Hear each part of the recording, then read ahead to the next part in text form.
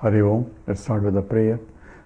Om Samasta Jana Kalyani Niratam Karunamayam Namami Chinmayam Devam Sadgurum Brahma Vidvaram Vasudeva Sutam Devam Kamsa Chanura Mardanam Devaki Paramanandam Krishnam Vande Jagadgurum Tvameva Mata Cha Pita Tvameva Tvameva Bandhusya Sakhat Tvameva Tvameva Vidya Dravidam Tvameva Tvameva Sarvam Mamadeva Deva Tvameva Sarvam Gurudeva Deva.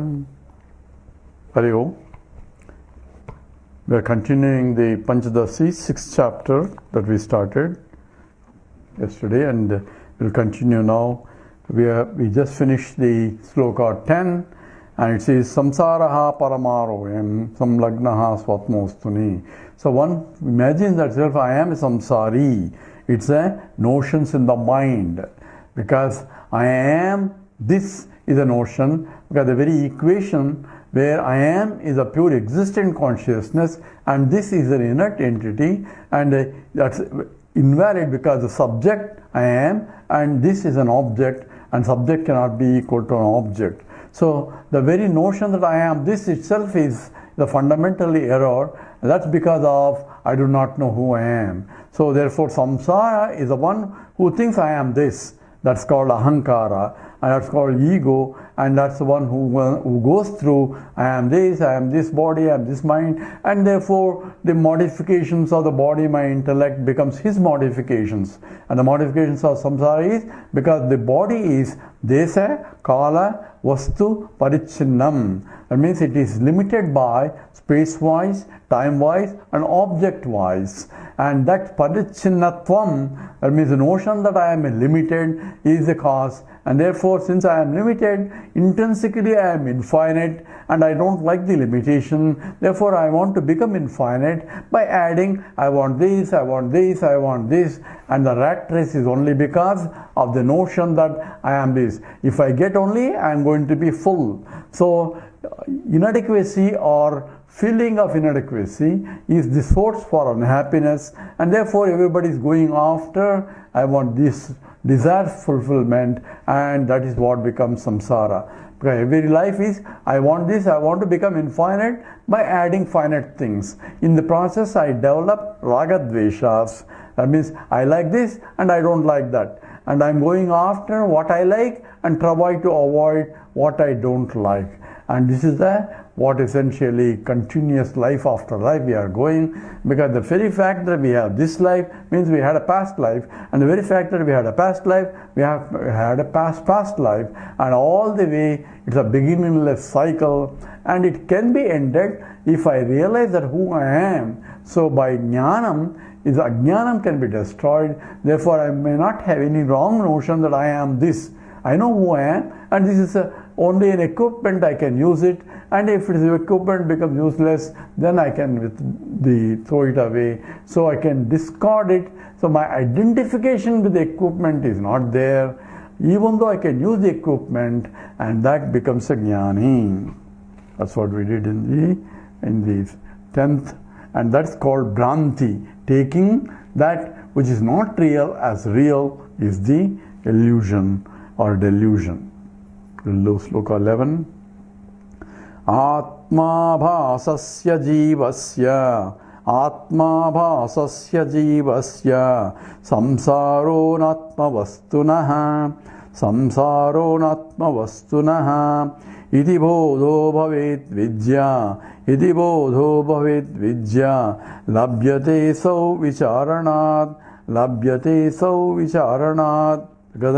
Atma bhasasya jivasya samsaro natma vastunaha iti bodho bhavet vidya labhyate sau vicharanat. So what is the samsara and how can it be end? And here is giving the simple, straightforward answer. Samsara atma bhasasya jivasya. So it belong to the jiva, which is essentially reflected consciousness. Na atma vastunaha. It's not to the original consciousness. So where is the wrong notion coming? This has to be considered. Who is the Jiva? First, all-pervading consciousness is all-pervading and it never has any samsara. There is nothing other than itself. So from the point of absolute truth, which is Satchidananda, no samsara at all. No Jiva, no knowledge, no ajnanam. So everything comes down to at the Vyavaharika state, only at the transactional state where Jnani, Ajnani, Samsara, all that. So everything is a transactional position. Transaction comes on because I take myself what I am not, therefore that becomes a basic fundamental for my very creation itself, and therefore I am a Jiva. Notion comes because I don't know who I am. When I take myself what I am not, this body, my intellect is itself is a product of the ajnana only, because of the ajnana I have vasanas, and to fulfill vasanas I required a gross body. So subtle and the gross all occurring part of the creation. So first you have subtle bodies, then what's called Panchikaranam, where gross bodies are created, and the Jiva as though enters into the gross body and occupies that, and that's called Anupravesham. And that's how the Jiva enters into the body of a womb of mother, into the embryo, forming a Jiva there.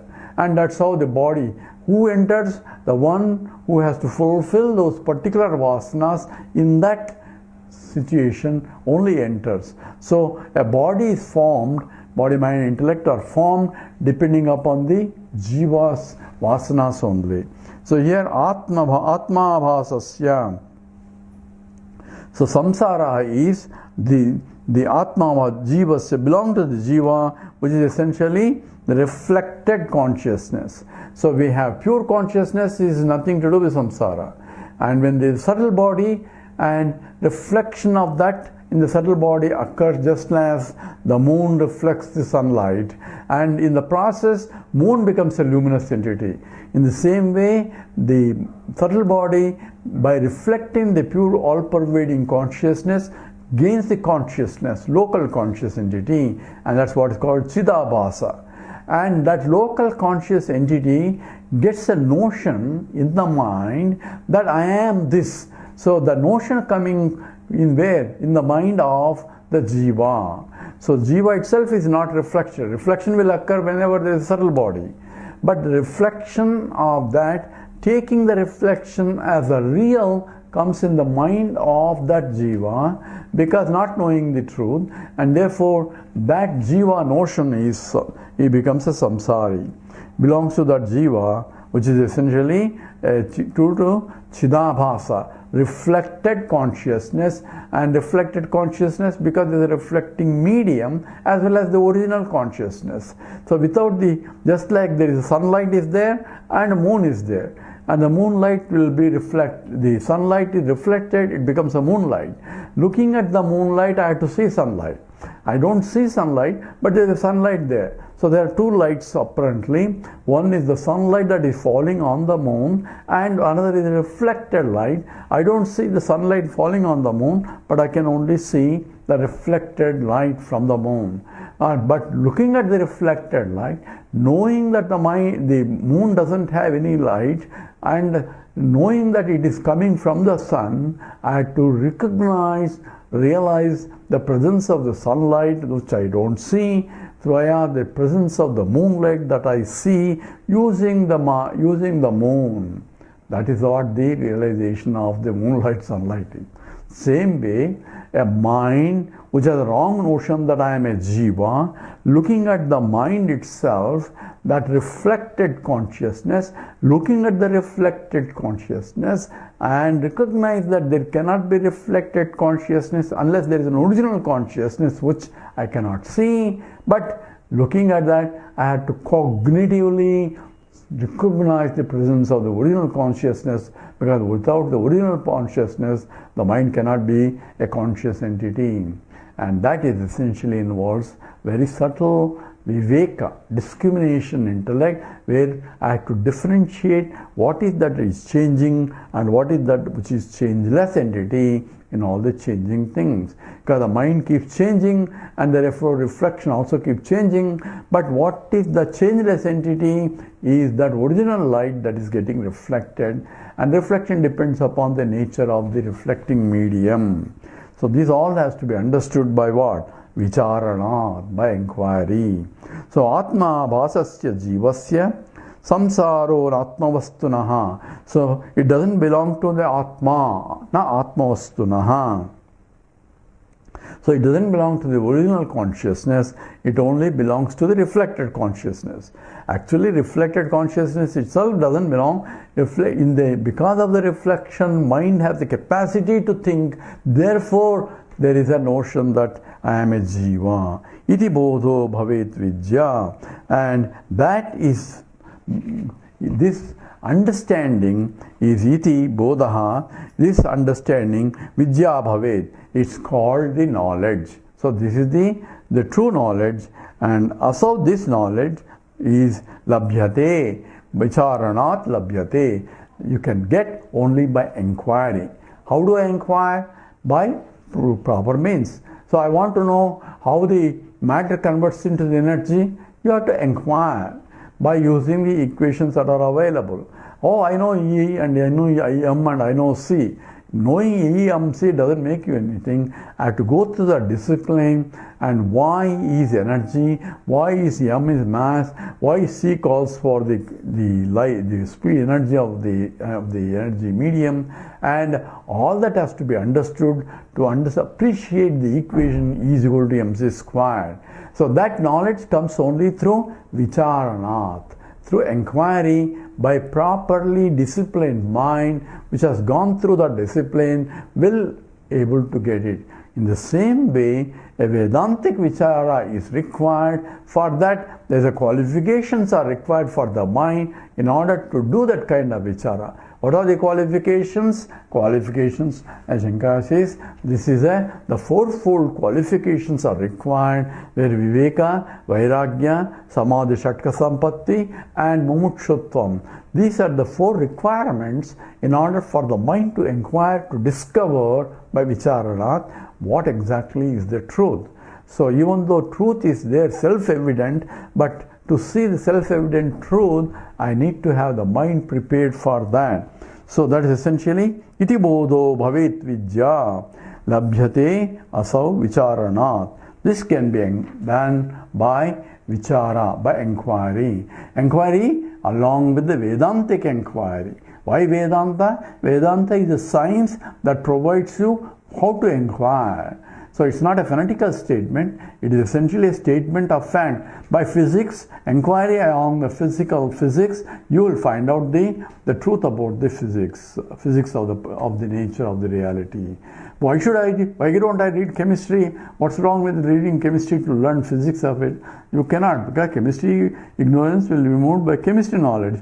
Physics ignorance can only be removed by physics knowledge. The Vedanta is only a science related to the absolute truth about the Veda. Veda means this knowledge itself. So in the science, we call it science. Science is derived from the word seer, S-C-I-E-R, meaning it is to know, and science means knowledge. So it is really, the knowledge means science, and in science, in Sanskrit, vid means to know, and Veda means knowledge. Vedanta means the ultimate knowledge or the highest knowledge. That means that's an absolute knowledge, and that's why that is Vedanta vichara is required, and that's essentially labhyate asau vicharanat. So what Shri Vidyaranya says. Let's do sloka 12.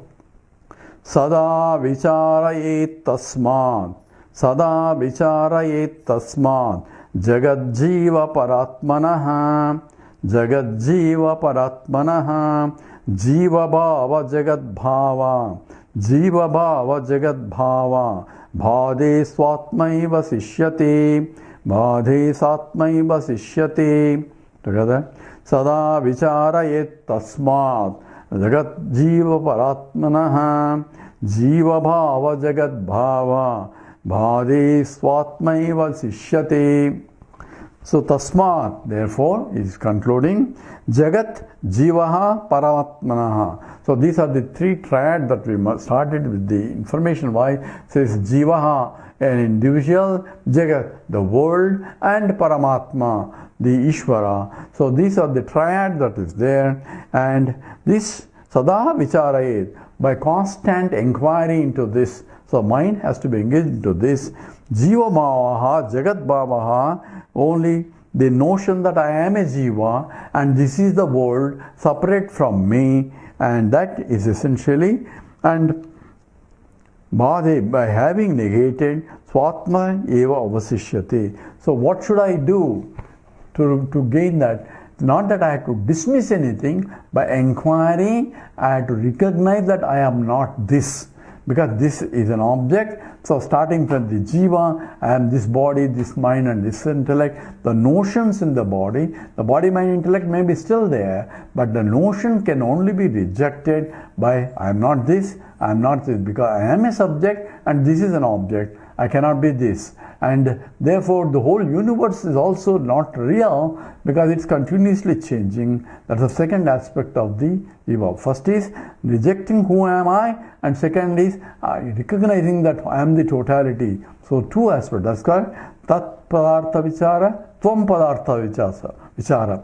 So Tattvamasi is there. So first I find out who am I, that is Tvam Padartha Vichara, and what is this Jagat, and that got Tat Padartha Vichara, and equation of these two is Tattvamasi. So who am I inquiry will not lead you unless who am I inquiry has to also followed by what inquiry of this world also. And unreality of the world, apparent reality of the world has to be understood, and then only I am this world can be. So I am negating the superficial aspect of it and equating the bottom line, and that requires a subtle inquiry, and therefore Bhade, negation of the apparent reality to the apparent reality. So how can I negate the apparency of what I see? Only by proper inquiry. Why proper inquiry? Because what I see is unreal and what I don't see is real. So I have to do very subtle inquiry. Just because I see, therefore it cannot be real. Because this is where the philosophers also differ. It says, I see, therefore it's real. But it says even an agnostic as well as the atheist also says, I see the world, therefore it's real. I don't see God, therefore it's not real. So what I see is real and what I don't see is not real.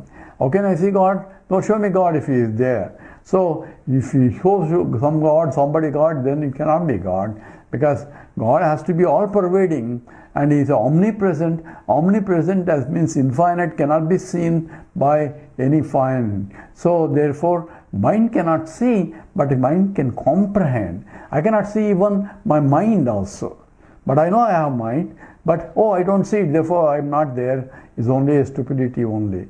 So but I can know by deduction that there has to be a mind. I am able to think, but even though I don't see. Same way I have to deduce what is life, how does the life comes into picture, and all that has to be inquired. Therefore vichara only reveals the truth, and therefore jiva bhava bhaviswatmaiva sishyate. So therefore I understand that I can negate everything, but I cannot negate myself. I can negate the body, mind, intellect, because I am there in the deep sleep state. I am there, body, mind, intellect is not there.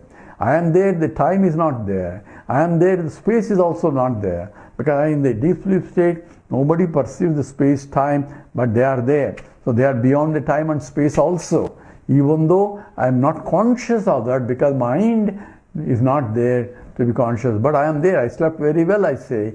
So the very experience indicates that I am there, I am beyond time and space too. And therefore the whole world is not there, and therefore the Creator is also not there, and what I am left is only I am. And that's essentially analysis indicates that, and that analysis has to be done by the mind, and mind cannot do in the deep sleep state. So in the waking state only, mind is sharp enough to do the inquiry. Therefore it can only be done, and the mind has to recognize, see, that I am is not the mind. Mind is only equipment, and I am that enlivens the mind. I am the one that makes the mind conscious entity, and I am that consciousness, so the original consciousness, because of which the mind is active. And that is, I am Swatvani, I can abide in myself, I am the one. Therefore, inquiry of who am I is not sufficient, and inquiry of who am I is only Tvam Padartha Vichara. And also, inquiry should have the Tat Padartha Vichara, that is inquiring about what is this world, and also the equation that I am the total world that I rejected. I am not this, I am not this. What is that I am rejecting? Only superficial Namanopatmakam Jagat. World is only names and forms. I am not rejecting its existent part, because I am that existence. I exist, and existence has to be limitless, and that I recognize.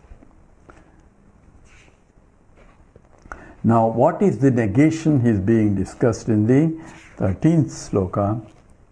Na pratitistayor vedaha, na pratitistayor badhaha, na pratitistayor badhaha, kintu mithyatva nischayaha, kintu mithyatva nischayaha, no chet sushupti murchadau, no chet sushupti murchadau, Mukcheta yatnato janaha, Mukcheta yatnato janaha.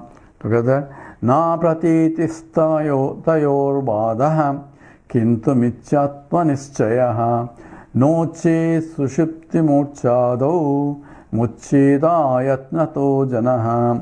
Apratiti, na apratiti. Apratiti, so non-perception of the duality, apratiti.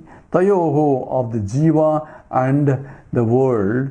So non-perception of the duality, badha, absence. Now, it is not the negation of the duality, because I don't want to, I am in the deep sleep state, there is no world. So that is not sufficient. So absence of the duality is not the negation. What is negation is absence, the negation of the reality duality. Even though I am seeing the duality, I have to understand that what I am seeing is not really real, but it's only apparent. So just as I am looking at my face in the mirror, and I am seeing the pratibhimbam there, reflection, and looking at that pratibhimbam, I have to take that reflection is not really real, it's only my own reflection there. So I can use that reflection to adjust my face and all that, what needs to be done. I need the mirror, which is reflecting medium, and looking at the reflecting medium, and if there is a light, I can see my face, but I cannot see face otherwise. I need a mirror to see my face, and at the same time, I have to understand that what I am seeing in the mirror is not me, because the mirror may have some defects, and that also will be showing in the pratibhimbam, in the reflected face, and I should know those are nothing to do with the face, there is something to do with the reflecting medium, and my face is perfect, because if I move, I can see that the defects also are moving along with the mirror, but my face is still immaculately pure. So in that way, I use the reflection to recognize that I am the original. In the same way, I use the reflection of the consciousness, because I need a reflecting medium, looking at the reflection and shifting my attention that the original is, I am not that, but I am the original face. Same way, that absence of the duality is not the badha, negation. So I don't have to dismiss the duality, but I have to recognize what is dismissed is only the reality assigned to the duality. So na apratiti pratitistaha. So tayoho jiva, the yo means in those two. So jiva ishvara yoho. So apratiti, or Jiva Jagatyoho Apratiti, non-perception of the duality, na badaha. It's not negation that we are talking about, but kintu, because here gives a justification, mithyatma nischyaha na uchet janaha sushupti murchadau. So when somebody is having a deep sleep state, we don't say that he understood he is experiencing the non-duality, at the same time he has no understanding that what he is experiencing. Mind has to be awake to recognize that that I am beyond the space and time, veil in the space and time. This is where the difficult part is. So mind has to be active. At the same time, the wrong notions come with the mind. Therefore, I have to reject the wrong notions only in the mind, and that is essentially what Bada is. Not the rejection of the plurality, because even when one goes to deep sleep state, say Sushupti or Murcha, when somebody has become unconscious, he may not see the duality or plurality, and that doesn't mean that he is going to be realized. So everybody goes through deep sleep state. So everybody goes through the Advaita state in the deep sleep state. But when they get up, they are back to the same ignorant state. That means they have not become knowledgeable, and knowledge that is gained will be never lost. Once you gain the knowledge, you will never become ignorant, and that is the nature of the knowledge. So here is negating the negation of the real dismissing of the plurality as the basis for realization.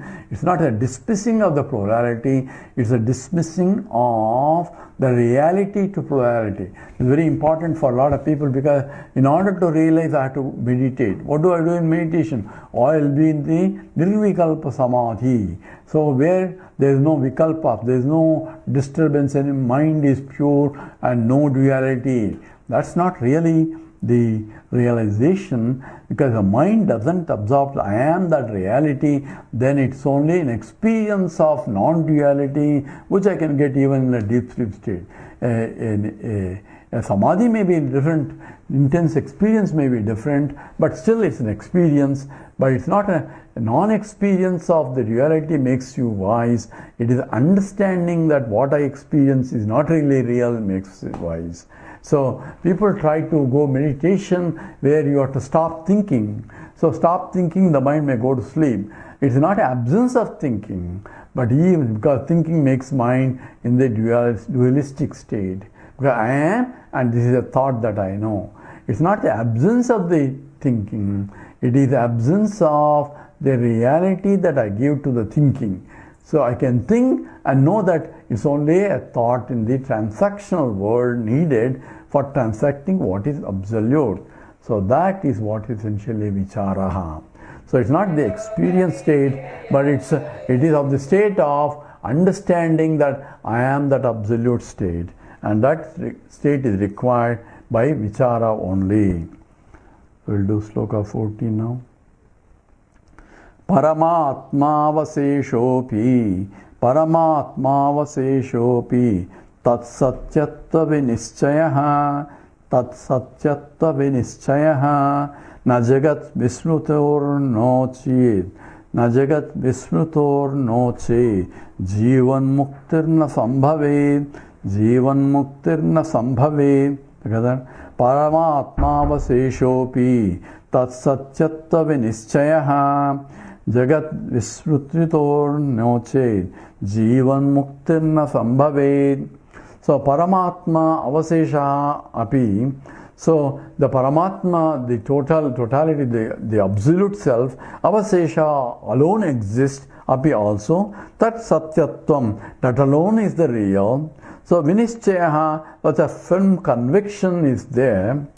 Jagat vismutya, non-perception of the world, is not chid. Otherwise, jivan mukti na sambhave. So what is required is Paramatma alone is real.